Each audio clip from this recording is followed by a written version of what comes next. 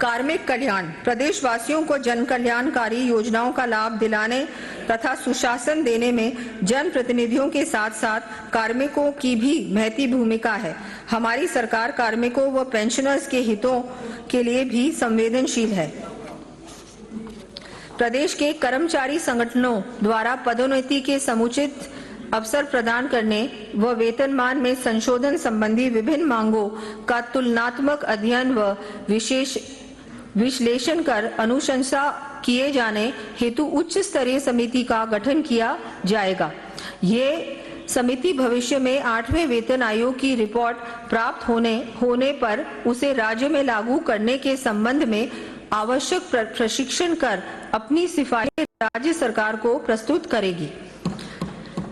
प्रदेश में outcome based work culture को बढ़ावा देते हुए स्मार्ट रिस्पॉन्सिव तथा फ्यूचर रेडी गवर्नेंस को सुदृढ़ करने की आवश्यकता है। इस हेतु राज्य सेवा के अधिकारियों की क्षमता संवर्धन के लिए अंतर्राष्ट्रीय स्तर के ट्रेनिंग कोर्सेज की सुविधा दी जाएगी।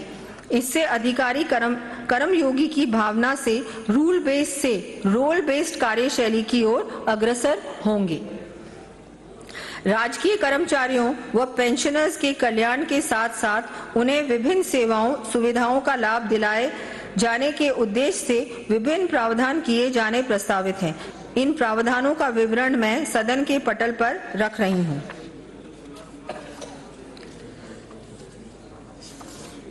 राज्य सरकार तथा सार्वजनिक उपक्रमों के कर्मचारियों के समग्र कल्याण हेतु सैलरी अकाउंट पैकेज लाया जाएगा।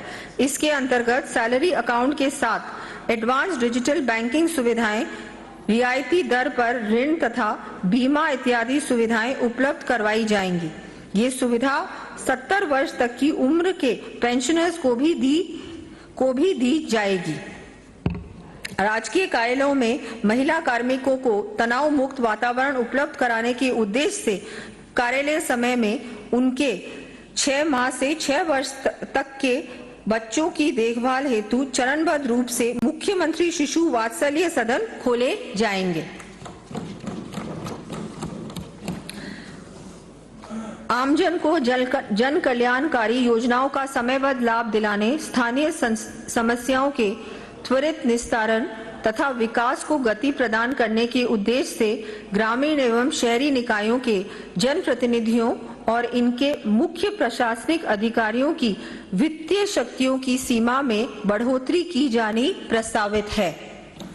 पंचायती राज विभाग में नवनिर्वाचित जनप्रतिनिधि एवं नवनियुक्त कार्मिक और अधिक दक्षता से कार्य कर सकें, इसके लिए लगभग 1,50,000 कार्मिकों व जनप्रतिनिधियों को प्रशिक्षण दिया जाएगा।